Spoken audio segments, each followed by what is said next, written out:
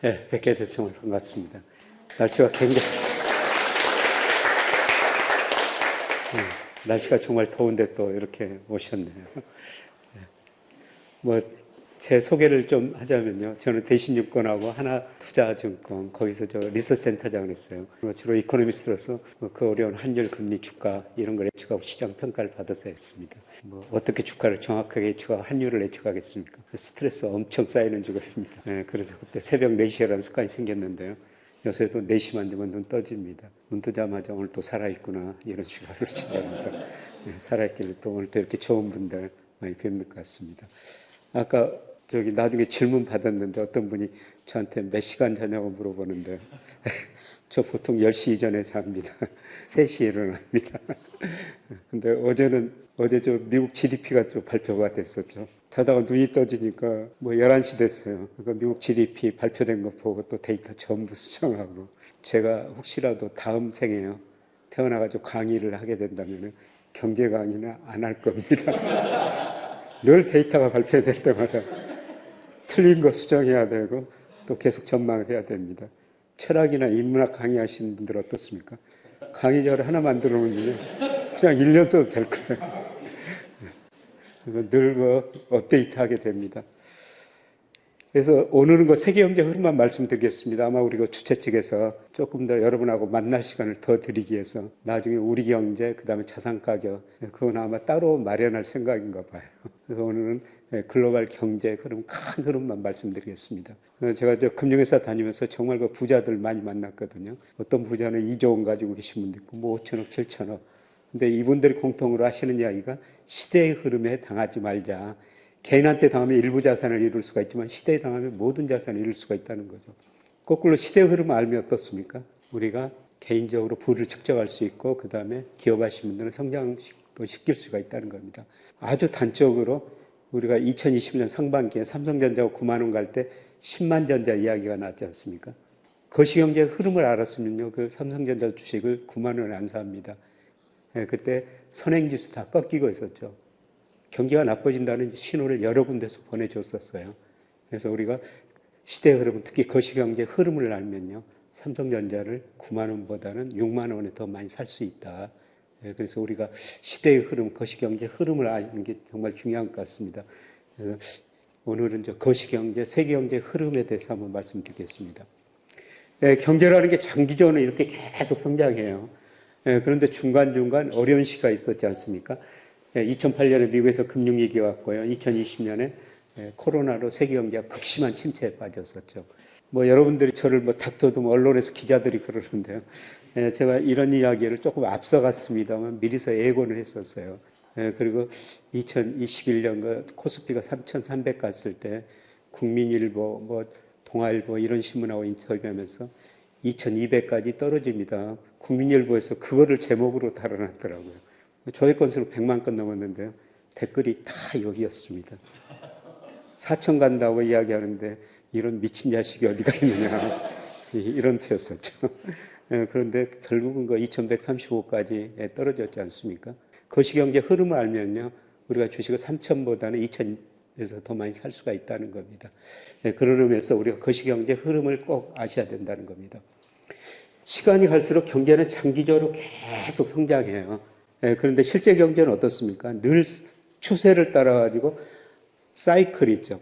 그래서 2008년에 미국에서 위기가 왔습니다. 아마 여러분이 경제학을 공부 안 하셨더라도 고등학교 때 이런 식으로 한번 보셨을 거예요. GDP가 성장하려면 우리 가게가 소비해야 되고 기업이 투자해야 되고 정부가 돈을 써야 되고 수출이 돼야 되는 거예요. 그런데 2008년 미국에서 위기가 오니까요, 가게가 소비 줄였죠. 기업 투자 줄였죠. 세계경제 수출이 안 돼요.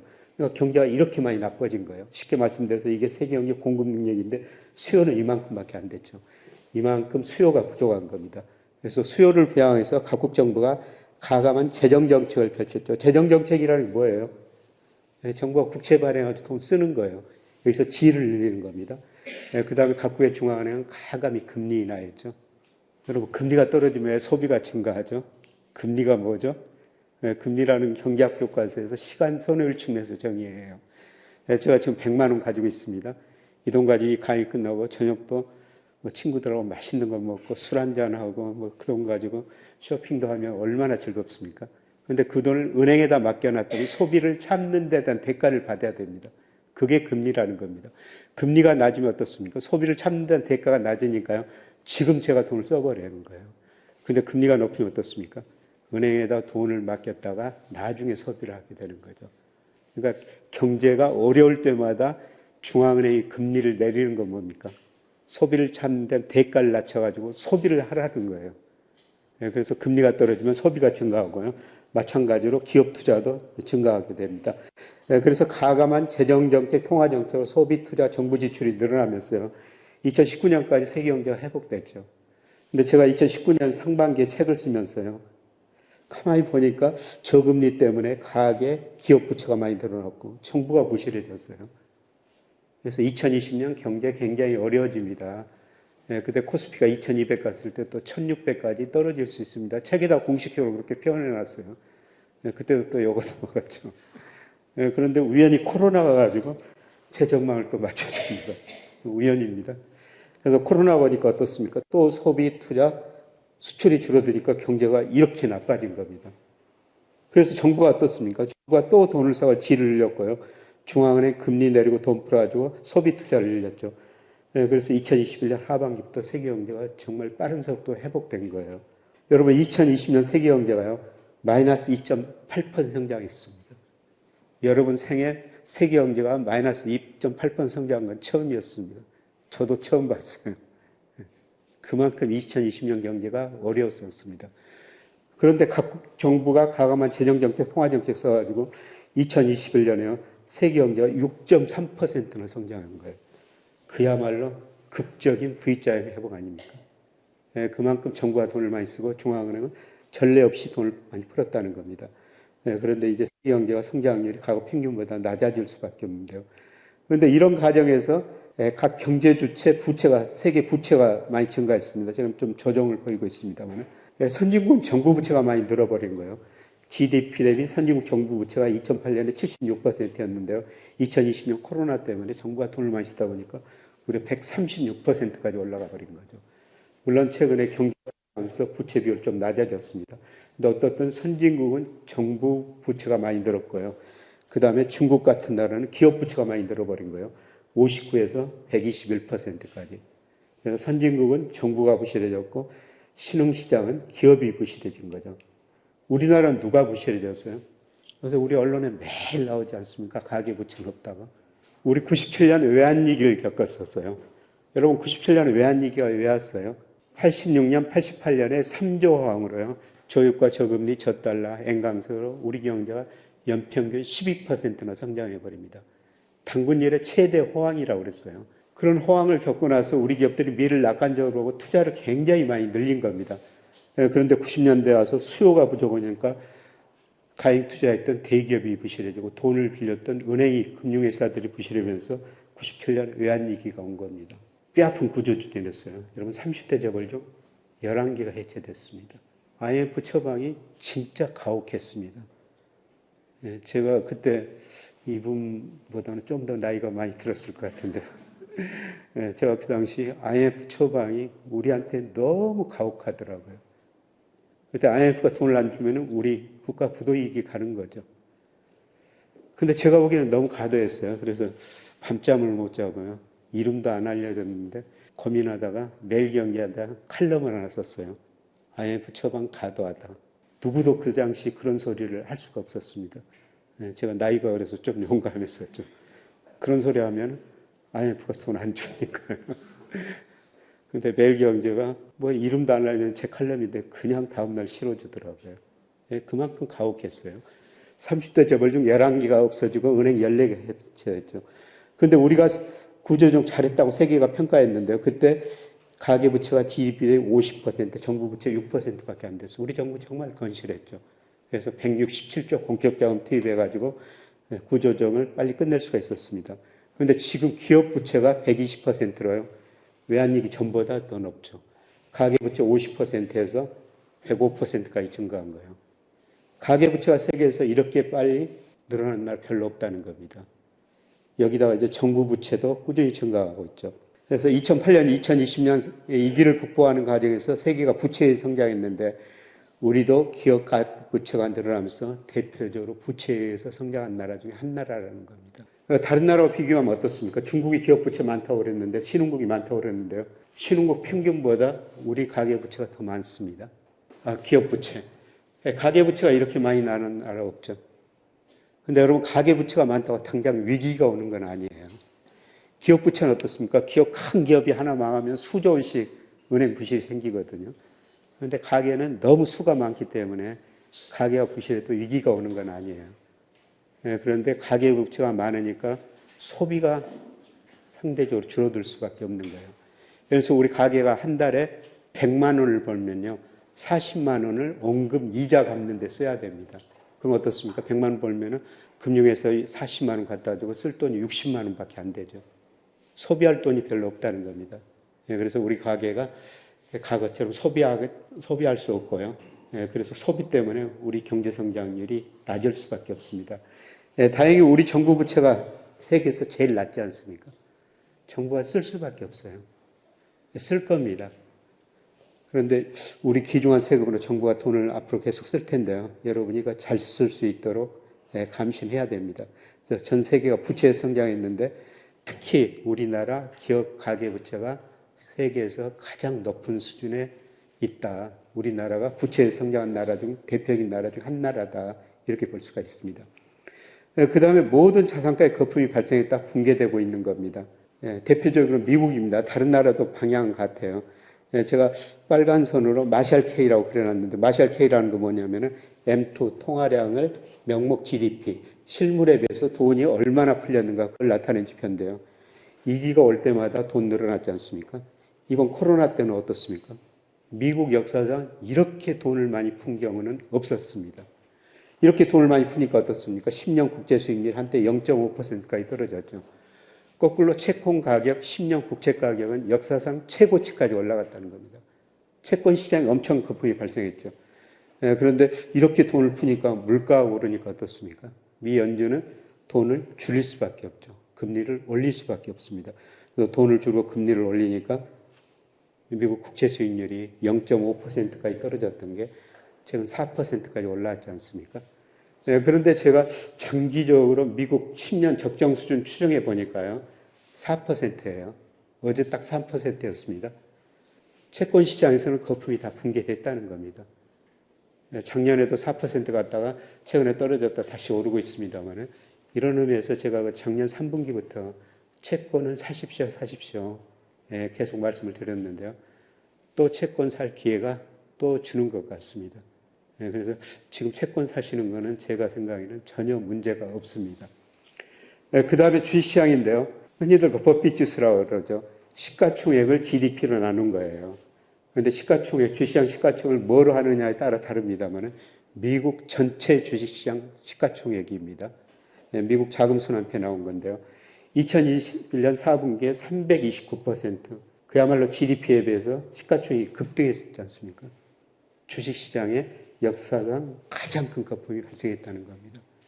그리고 심각하게 꺼지다가 작년 4분기 지금 올해 좀 오르고 있는데요. 1분기까지, 2분기는 여기쯤 알 겁니다. 그런데 제가 보기에는 거품이 3분의 2쯤 해소되고요. 3분의 1쯤은 남아있는 것 같습니다. 그래서 요새 미국 경제 좋다, 뭐 주가 많이 오르니까 연착륙한다, 무슨 골디락스 이코노미다, 이런까지 나오는데요. 제가 보기에는 주가가 지나치게 또 가대평가됐습니다. 명목 GDP와 그 다음에 산업 생산, 뭐 각종 경제 지표에 비해서 가대평가됐어요. 그래서 제가 이번 거 유튜브에 미국의 모든 경제 지표, 특히 선행지수도 떨어지고 있는데 주가만 오르고 있거든요. 이런 경험이 별로 없습니다. 그래서 시간이 가면은 주가가 오른지 경제 지표가 오른지 이 괴리가 좁혀질 텐데요. 저는 조만간 미국 주가 한번 크게 떨어지리라고 보고 있습니다. 물론 제가 틀릴 수도 있습니다만 아직도 가대평가됐다는 겁니다. 3분의 1 거품 해소가 남아있다는 겁니다. 그 다음에 주택가격이에요. 여러분 2008년 미국의 위기가 왜 왔습니까? 2000년부터 2006년까지요. 집값이 거의 2배 오릅니다. 집값이 이렇게 오르니까 미국 가게가 돈 빌려 집 샀죠. 또 집값이 오르니까 부의 효과로 해가지고 소비가 많이 늘어납니다. 또 돈 빌려서 소비했죠. 그 다음에 금융회사들은 집을 담보로 빌려준 돈 가지고 파생상품을 만들어서 팔았는데요. 집값이 급락하니까 미국 가계가 부실해지고 금융회사가 부실해지면서 미국에서 위기가 왔지 않습니까? 근데 집값이 그때보다 더 많이 올랐어요. 소득에 비해서, 물가에 비해서, 그 다음에 렌트에 비해서. 근데 지금 좀 반등하고 있습니다만, 뭐 제가 보기에는 추세적인 상승이 아니라고 보고 있습니다. 다시 한번 하락할 거라고 보고 있습니다. 물론 이번 집값이 상승하는 건 코로나 때문에 그래요. 미국 사람들은 지금도 재택근무를 굉장히 많이 한다는 겁니다. 이번에 문제는 제가 여기는 안 그랬습니다만 재택근무하니까 미국 상업용 부동산, 특히 사무실 공실률이 18%나 된다는 겁니다. 심각해요. 여러분 요새 우리나라 신문 보면은 우리나라 금융회사들이 미국 그 상업용 부동산에 투자했는데 지금 돈을 못 받아올 것이다. 그런 보도가 많이 나오지 않습니까? 아마 이번에는 주택가에도 거품이 발생했지만 상업용 부동산에서 좀 심각한 일이 벌어질 것 같습니다. 그래서 전 세계가 부채에 성장했고요. 모든 자산가에 거품이 발생했다가 붕괴되는 과정입니다. 그러면 이 두 가지 문제가 세계 경제가 내재한 문제인데요. 금리만 낮고 그 다음에 경기만 좋으면 지탱할 수가 있죠. 그런데 미국 물가 상승이 최근에 많이 낮아지고 있습니다만 작년 한때 9%를 넘었지 않습니까? 중앙은행의 가장 중요한 목표가 뭡니까? 물가 안정이에요. 대부분 2% 목표를 설정했거든요. 그런데 9%까지 올리니까 미국이 어떻습니까? 금리를 과감하게 인상할 수밖에 없었죠. 그래서 미국 연방기금금리가 작년에 2월에 0에서 0.25%였는데요. 어제 또 올렸지 않습니까? 5.25에서 5.5%까지. 금리를 이렇게 많이 올려버렸는데 부채 문제, 자산가격 버틸 수가 없습니다. 두 가지 문제가 드러난 거죠. 그런데 이제 가장 큰 관심사는요. 미국이 금리 인상을 마무리했느냐, 앞으로 또 올릴 것인가, 그리고 언제 내릴 것인가. 그게 이제 우리 남아있는 과제지 않습니까? 근데 우선 그 CME, 시카고 상품거래소, 거기에다가 패드워치라고 있는데요. 거기 보니까 일단 7월에 금리 인상이 마무리됐다. 그리고 올해 계속 저금리 유지했다가 내년 3월부터 인하할 것이다. 그리고 내년 연말에는 4.0에서 4.25%까지 낮아질 것이다. 내릴 것이다. 그렇게 전망이 돼 있어요. 저도 금리 인상 마무리됐다고 보고 있습니다. 근데 저는 아마 12월에 연준이 금리를 인하할 거로 보고 있습니다. 제가 그렇게 보는 이유는 이렇게 금리를 올라다 보니까요. 소비가 줄어들 거라고 보고 있습니다. 아마 미국 경제가 2분기까지 어제 좋게 발표됐습니다만 제가 사이클 구해보니까 소비가 이미 추세적으로 사이클이 감소세로 전환됐습니다. 그래서 미국 실질 가처분 소득이 정체 상태에 있고요. 금리를 이렇게 인상한 것 보니까 12개월, 18개월 사이에 집중적으로 소비에 영향이 있는데요. 아마 3분기, 늦어도 4분기에는 미국 경제가 소비 중심으로 마이너스 성장할 수 있으리라고 보고 있습니다. 그래서 저는 조금 시장 예상보다 좀 빨리 12월쯤에나 금리를 인하할 수 있을 것이다. 그런데 어떻든 금리를 이렇게 올려놨으니까요. 시차 효과가 나올 수밖에 없죠. 그런데 파월 연준 의장이 과거에는요. 포워드 가이던스라고 그랬죠. 금리를 올릴 것이다. 양적 안하를 할 것이다. 양적 축소를 할 것이다. 그거 분명히 말했는데 지난번 이번에도 기자들이 9월에 어떻게 할 것입니까? 물어보니까 뭐라고 그럽니까? 나도 모르겠다. 이 금리 인상 시차 효과 크기 어떻게 날지 않을지 모르겠다. 그리고 어제 새벽에도 쭉 일어나가지고 제가 파월 연준 의장 기자 간담회를 쭉 한번 들어봤는데요. 기자가 질문하니까 앞으로 데이터 의존적이다. 데이터가 시키는 대로 하겠다. 이겁니다. 그래서 앞으로 9월 연준 그 FMC 있을 때까지 2번에 걸쳐가지고 고용 데이터가 발표되고요. 물가 데이터가 발표가 됩니다. 그 고용 물가 데이터 보고 9월에 결정하겠다는 거죠. 그만큼 누구도 모르겠다는 겁니다. 그런데 제 모델이 맞을지 모르겠습니다만 제 모델 내보니까요. 7월에 고용 증가세가 둔화되고 8월부터는 고용이 감소한 거로 나와요. 그래서 8월 고용이 9월 첫째 주 금요일에 발표되는데요. 고용이 감소하면 아마 미 연준 의원들도 저는 생각이 바뀌어질 거라고 보고 있습니다. 그래서 앞으로 2달 고용 물가 데이터 잘 보셔야 되는데요. 어떻든 제가 보기에는 이제는 금리 인상 사이클은 마무리됐다. 그리고 빠르면 12월에 금리를 인하할 수 있다. 그래서 여러분 이거 주식시장에서는 이제 금리는 더 이상 생각하지 마세요. 주가를 결정하는 게 금리하고 기업 수익이지 않습니까? 이제 기업 수익이 정말 계속 증가할 것인가, 경기가 연착륙할 것인가, 좋아질 것인가, 그걸 더 관심을 가져야 된다는 겁니다. 그래서 어떻든 금리 인상 사이클은 마무리됐다 이렇게 보고 있고요. 근데 어떻든 금리를 올리니까 뭐 실물 경제나 금융시장에 충격을 줄 수밖에 없고요. 그 다음에 여러분들이 꼭 선행지수는 보셔야 된다고 늘 제가 말씀을 드리는데요. OECD에서 각국의 선행지수 발표하는데 우리나라 선행지수가 2021년 5월에 정점을 쳤어요. 그 다음에 G20국가 6월에 정점을 쳤거든요. 선행지수가 이렇게 꺾인다는 건 경기가 나빠진다는 겁니다. 선행지수 꺾이면요, 여러분이 주식 투자하신 분이라면 좀 쉬시는 게 낫습니다. 하더라도 비중을 많이 줄이시는 게 나아요.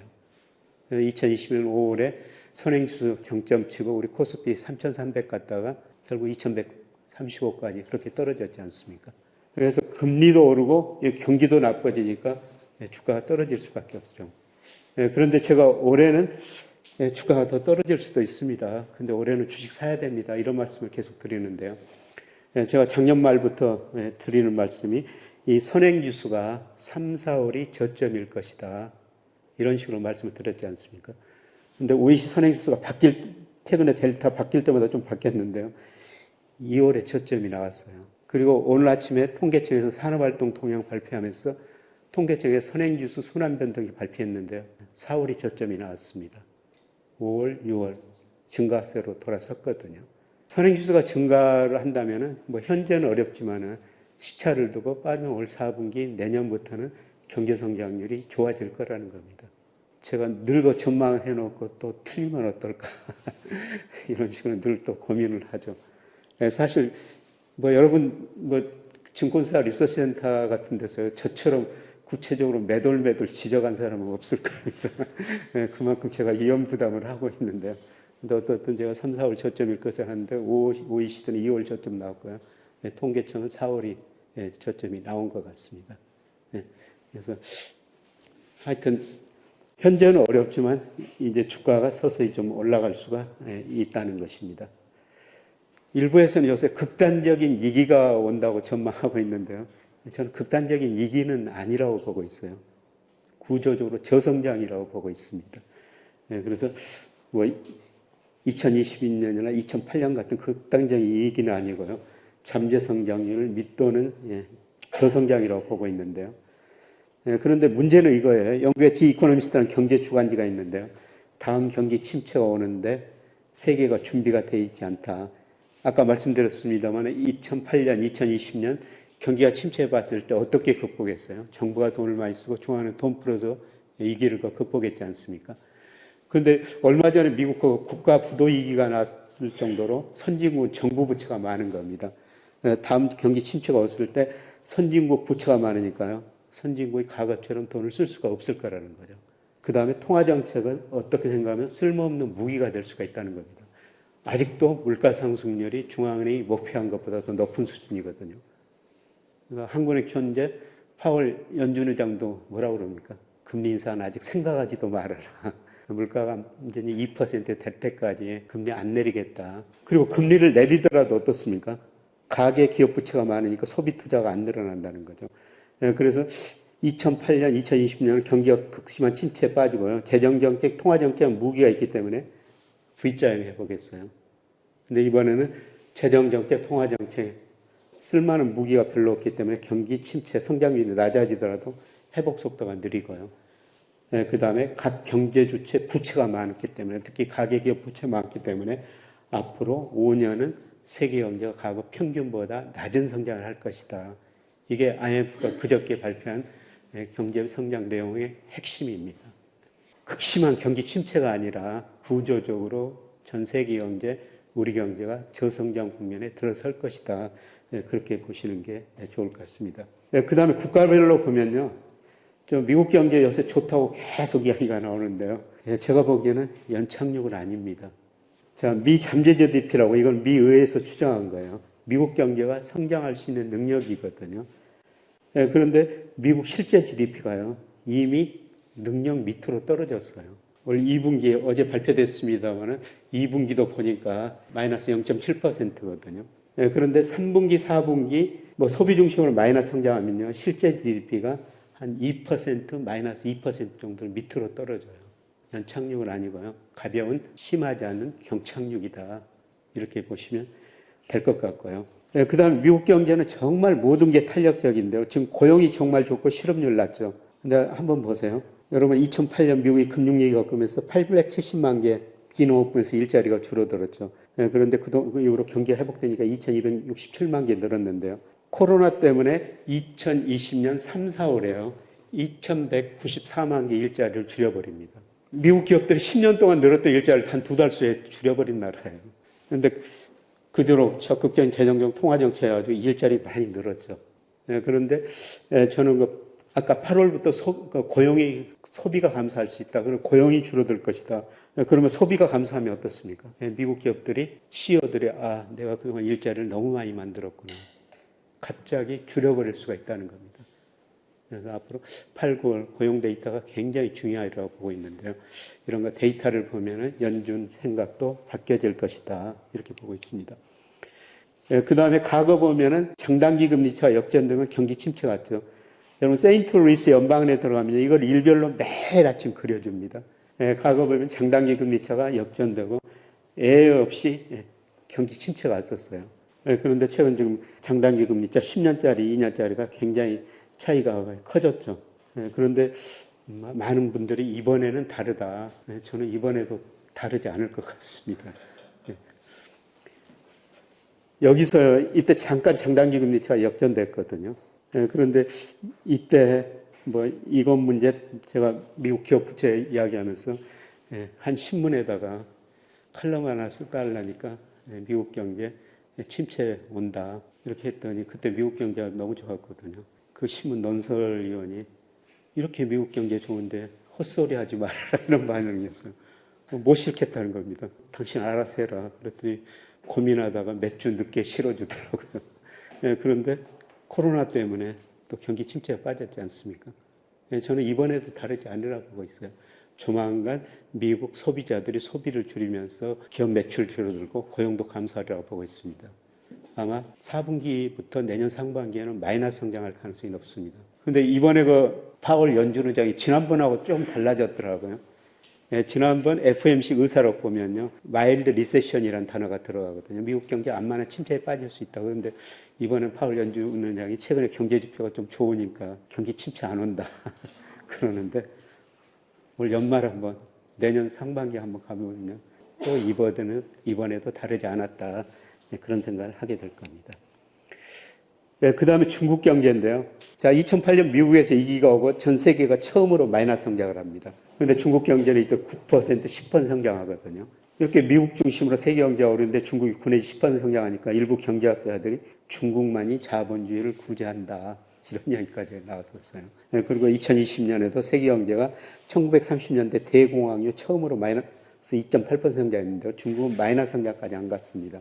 그런데 중국의 문제는 뭐냐면은 기업들이 투자를 너무 많이 해버렸어요. 이 투자가 GDP에서 차지하는 세계 평균 22%인데요. 중국 한때 47%까지 늘어나 버린 거죠. 투자를 해가지고 9 내지 10% 성장한 겁니다.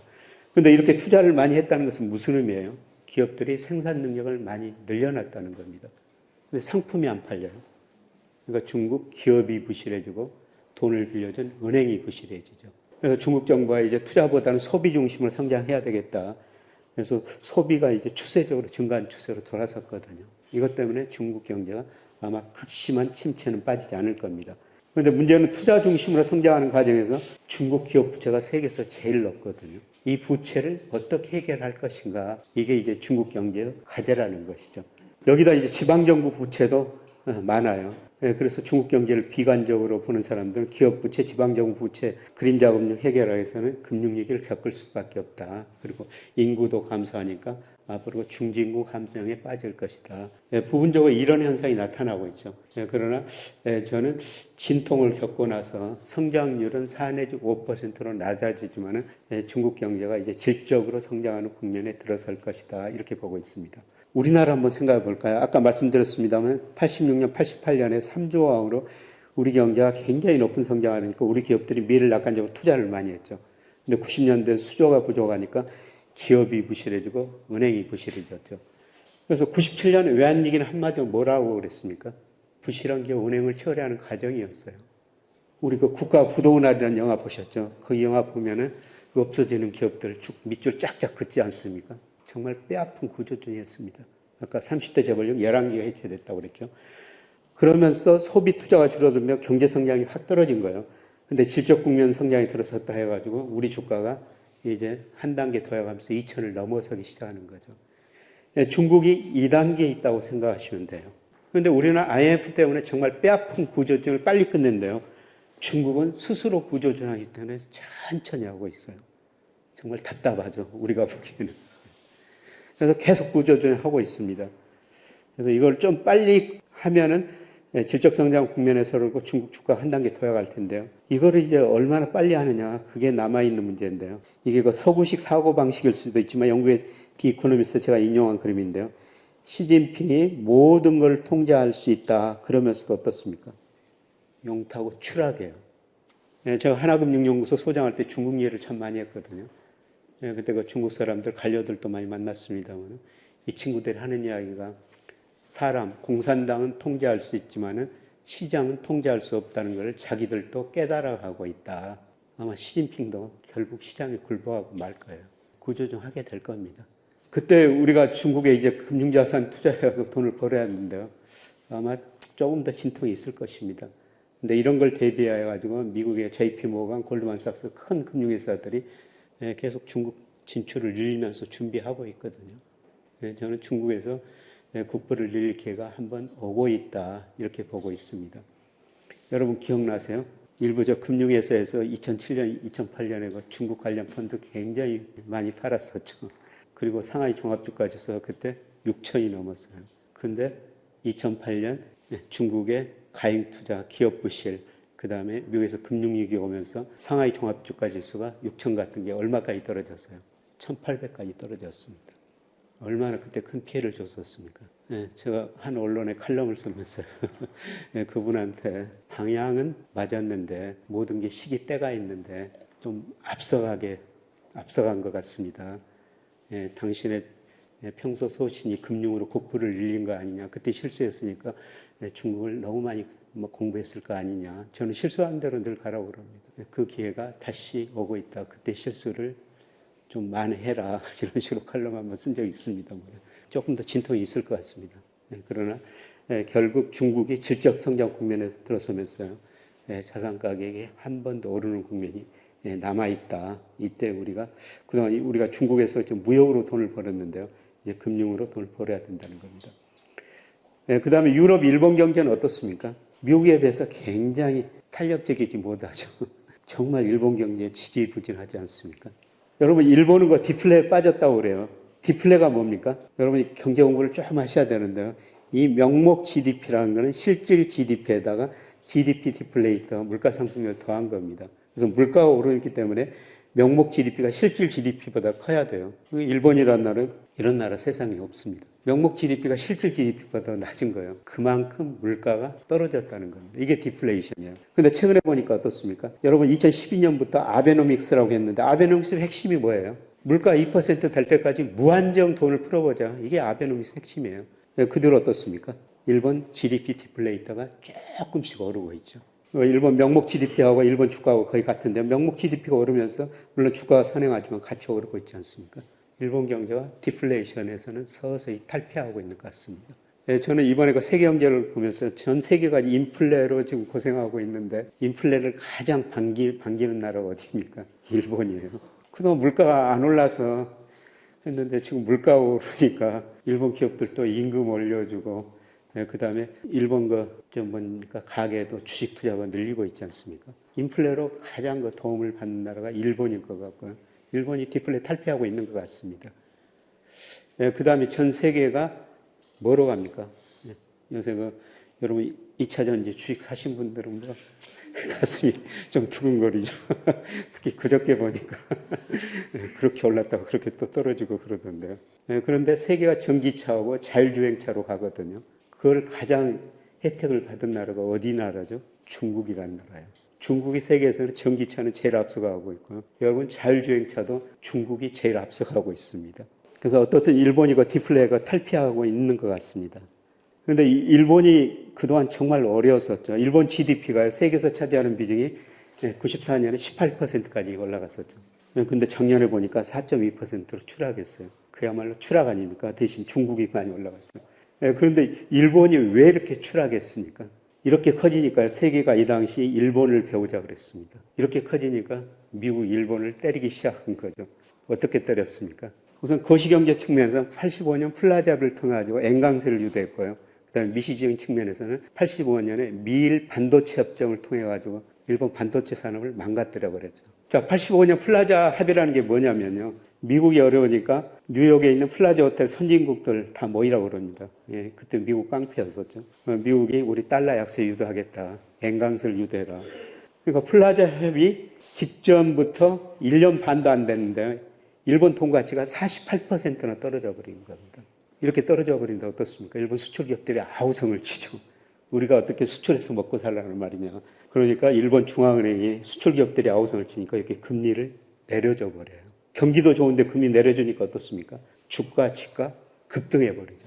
자산가에 엄청난 거품이 발생한 겁니다. 그래서 안 되겠다 싶어가지고 일본이 89년 말 90년부터 이렇게 금리를 급게 올려버린 거예요. 그래서 일본에 여기서 주가가 급락하고 지가 급락하면서 일본 경제가 장기 디플레에 빠지게 되는 것입니다.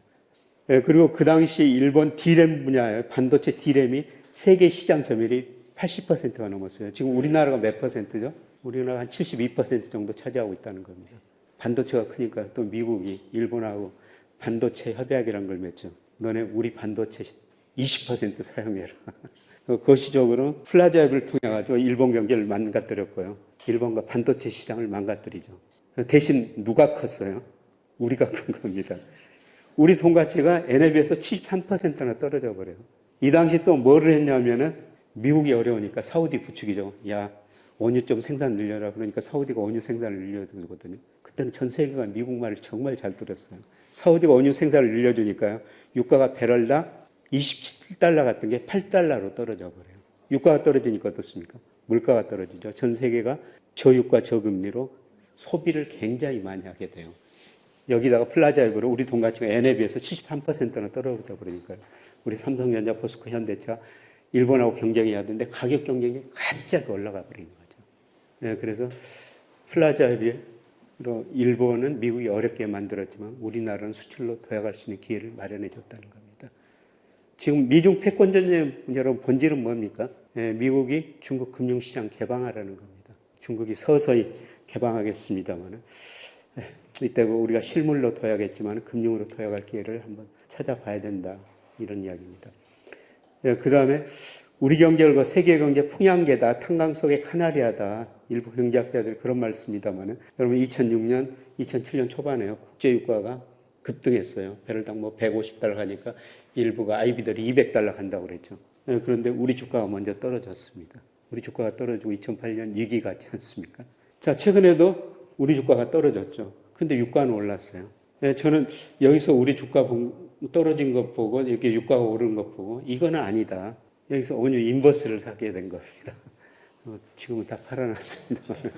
네. 우리 주가가 세계에 선행한다는 거죠. 왜 그러냐면 우리 GDP에서 수출이 차지하는 비중이 45% 됐는데 우리가 전 세계로 수출해요.